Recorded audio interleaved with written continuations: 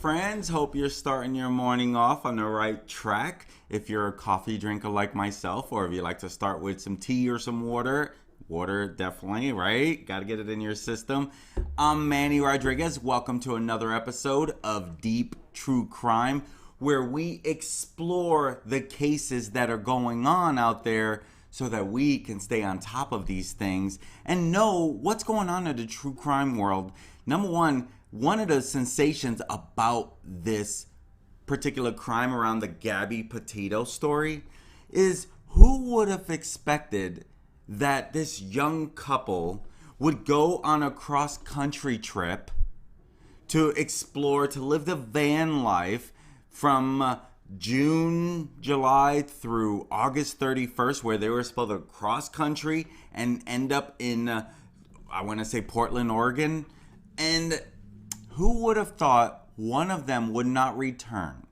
And who would have thought that the other person would kill him? Unreal, the twists and turns that have come out of this case. If you're new to my channel and you like to stay on top of different true crime cases, this channel's for you. Make sure you hit that subscribe button. That way you get notified when I do my lives or even upload content. And if you have any particular request around any cases or any true crime cases, comment below. Let me know. And if there is enough interest in it, I will definitely do a deep true crime exploration around it. So let's go ahead and get started. If you followed my live yesterday, you saw the coroner finally gave the autopsy results. We have been waiting for these results for quite some time. And we literally were wondering, like, when are they going to release these results? Make sure that's not too loud. When are they going to release these results? Well, Dr. Brent Blue did finally release some results. The Wyoming coroner shared, he did a press conference, a Zoom press conference yesterday. And yes, we probably know by now she did die of strangulation. But there was very little that he can actually share. Okay? There was very little that he could share because this is an ongoing investigation. So there's only so much he can talk about. But after the press conference, he did share a little more with CNN. Okay, which is a well-known news publication or media, whatever you want to call it, online. And so he said that yes, Gabby Petito was strangled to death and was actually by human force, meaning that a human did this, which of course, by all speculation, all roads lead to Brian Laundrie. There is no doubt he did this. No doubt. No doubt. If you have doubt, I would love to know why. I understand the innocent until proven guilty. I get all of that. And I also get how some people are wrongfully convicted. I get that as well. But when you look at everything surrounding this case, there's no doubt all roads lead to Brian Dirty Laundrie. All roads. Because here's the truth. Why wouldn't he speak when he gets back into Northport, Florida on September 1st? Why wouldn't he speak to the media? Why wouldn't he give where's Gabby? The family's looking all over. Why won't you talk? Not only does he know what happened, he's the reason. And again, I'm all about innocent until proven guilty, but let's be real. He proved himself guilty by the way he has went on the run, used her debit card. How stupid can he be that all roads are going to continue to lead to him. Oh, wait, she died here and you're using her debit card here after the time of death? Now, of course, I'm just playing detective. I'm not a professional at this. And of course, a lot of this is my speculation around this. But there is no doubt all roads lead to this guy. No doubt. I mean, let me know if you believe it could be anyone else that did this. Now, there are rumors. Is he a serial killer? Did he have anything to do with these other two that died around the same time at the same hotel that they stayed in? I don't think so. The police practically ruled that out right away shortly after. So I'm not calling him a serial killer. I don't believe he's a serial killer by any means. What I do believe that he is responsible for this. And so the Teton County Coroner, Brent Blue, he shared new details in the investigation into the Petito cause of death. And this was during an appearance that he did with CNN. And this was hours after he revealed that she died by strangulation.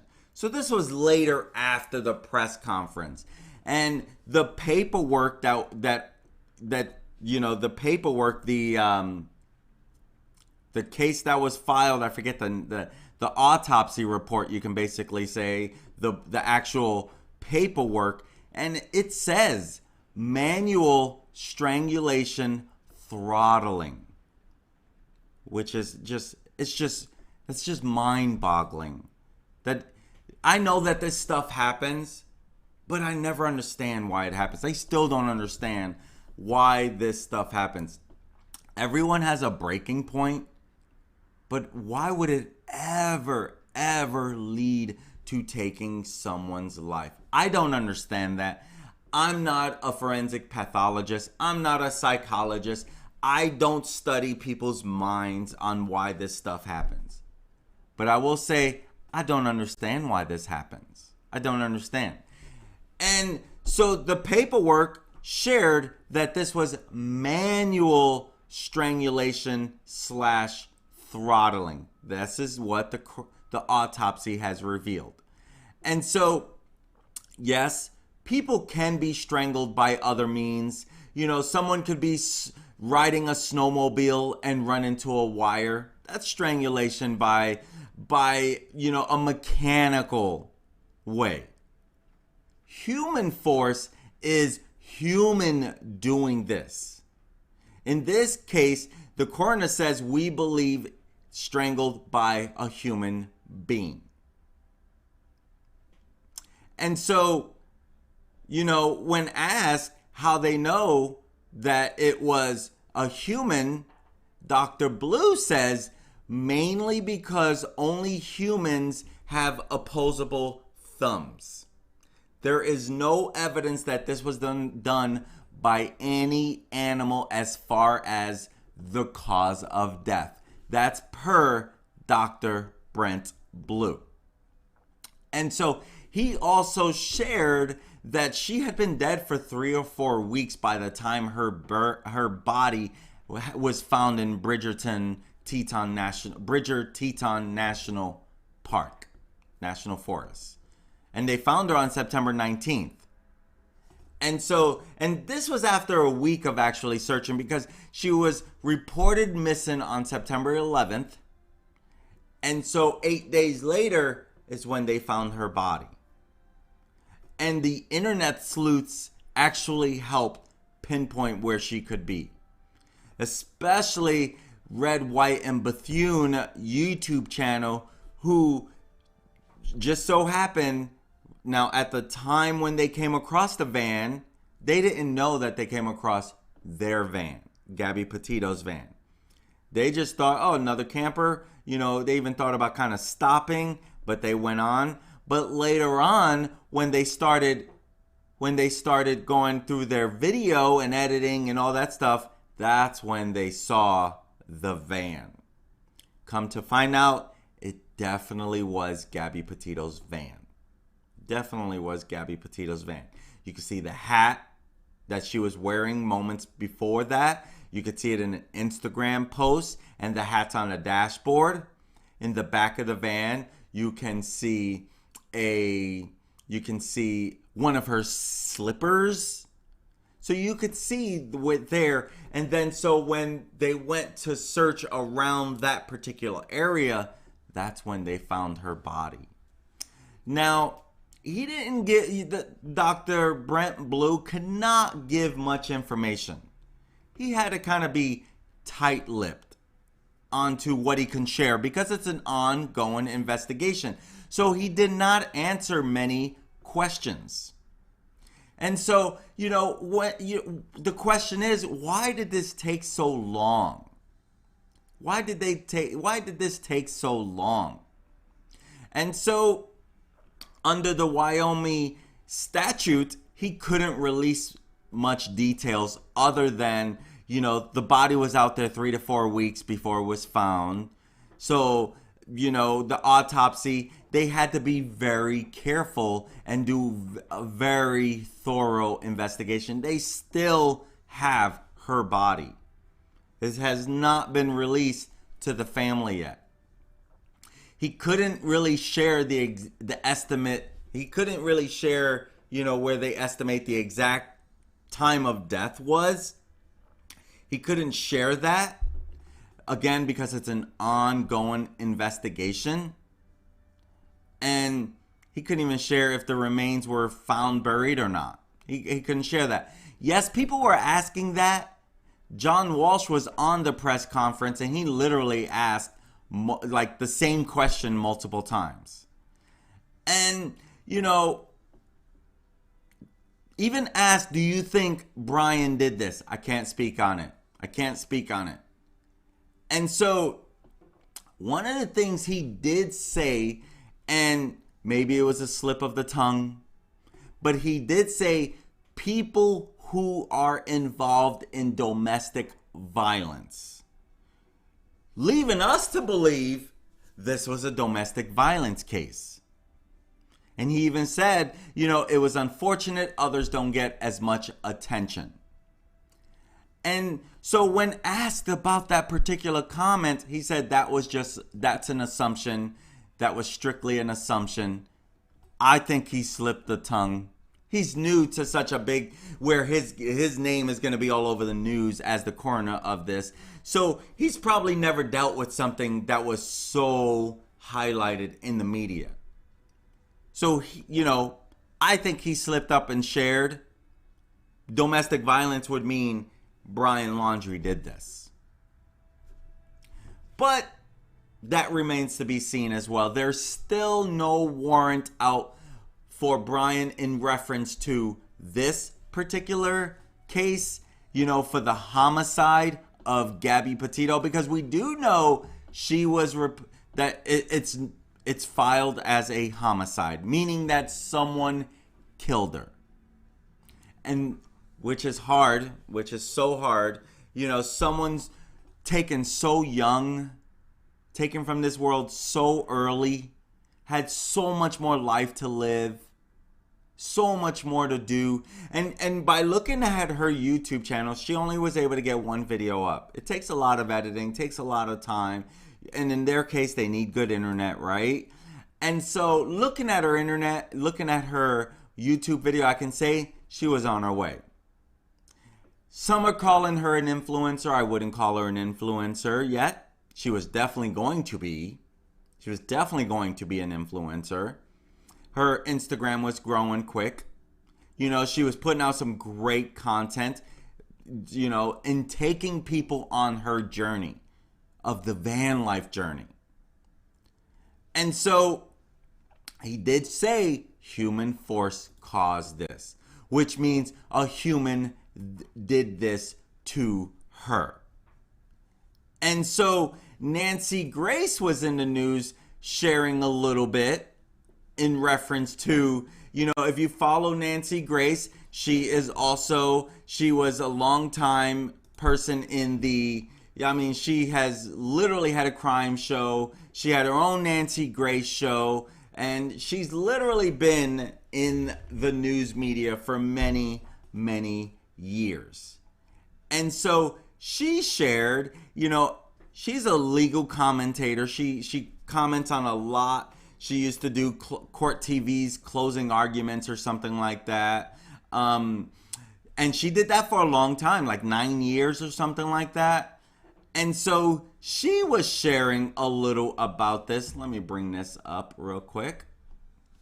She was sharing a little about this. Let's see, 19. So she gave her take on this matter. She gave her take. Why is that like that? That's 2. That's 11. Let's see. Where is that at? Oh, okay, there we go. So she gave her take, if I can get to it, right? Eventually. 19. Let's see if that'll do. Yeah, there we go. So she was sharing what her thought was on this. And she believes this is what it kind of points to, a sweetheart murder, where your loved one is the one that hurts you. And so she's sharing on this, as you can see. Petito's boyfriend, Brian Laundrie, remains a person of interest in this investigation. I don't know when that will turn to a warrant for the arrest for this homicide. And so she shares, let's see, let's throw out a little of what she shared on this. Right here. She says, I think that this is very significant. We are learning the cause of death, and the fact that it is a strangulation, in my mind, even more so implicates Brian Laundrie. Now, granted, there's no doubt in my mind that he's guilty of this. Now, so the professionals probably have to live by the innocent until proven guilty. But me, the armchair detective, can say, I truly believe this guy is guilty. Why else would he be hiding? Why else would he be hiding? And so he has not been seen since September 13. Now, he has been reported seen in some different areas. I question all of it, to be honest with you. Since he's been gone, since September 13th, I question a lot of that. A lot of that. And so she added that, obviously the experts are predicting the cause of death would be they were already saying that it was predicted that her cause of death would be strangulation or blunt force trauma. Now, I recall John Walsh stating in an interview with CNN that he kind of threw out the term beaten to death.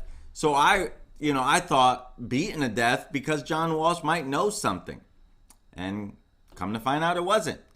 And so she said, Nancy Grace herself, it's called a sweetheart murder. In other words, the perpetrator is close up and intimate with the victim, and we find that often in domestic homicides. And she says, it's absolutely suggestive of a crime of passion. I had long suspected it would be either strangulation or supplication or blunt force trauma in a fit of rage. But here we have Gabby out in the wilderness alone with Brian Laundrie.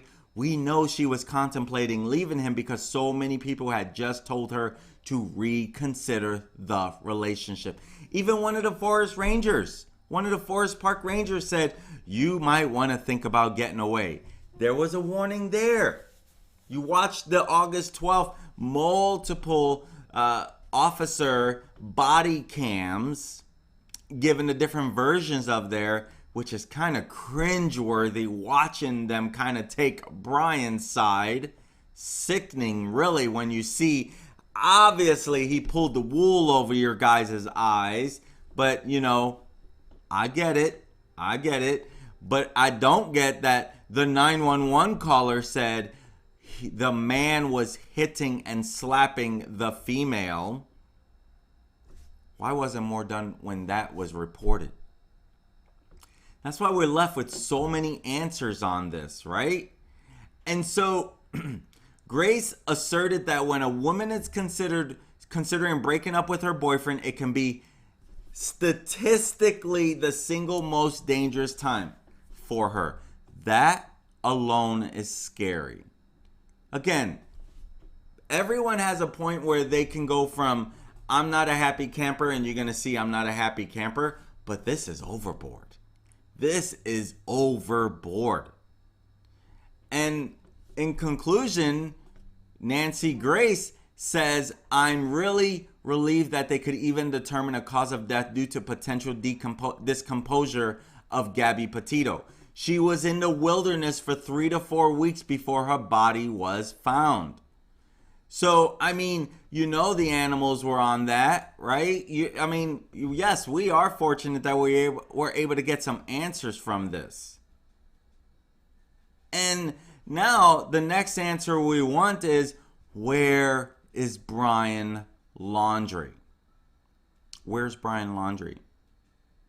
My friends, I'm Manny Rodriguez. This is another episode of Deep True Crime, where we explore the different cases that are going on and all the little missing pieces that we may have missed. If this sounds like something you like to follow, make sure you hit that subscribe button and hit that like button. And hey, if you don't like this video, hit the thumbs down button. That way I know not everyone's liking it. Keep working on getting better. Here's what I will know. What I do know is that can't please everybody, right? Can't please everybody.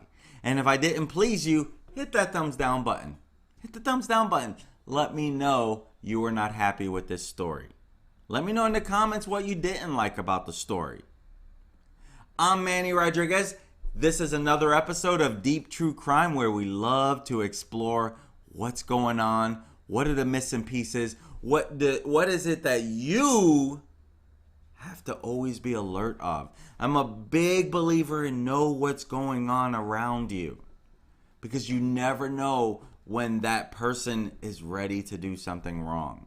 And unfortunately, we live in a society where there are a lot of bad people. Be careful out there. Be careful with who you trust. And if you are in a relationship, guy or girl, you're in a relationship that your friends, your family is telling you is toxic, you need to get away. And here's what I've learned from past experiences. There are always red flags.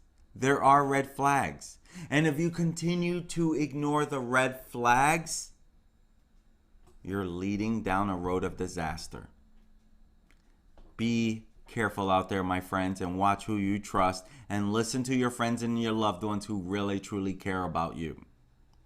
I'm Manny Rodriguez. Thank you for joining me this morning. I hope you have an amazing, amazing day. Go out there, spread some joy, spread some cheer, and put a smile on people's faces.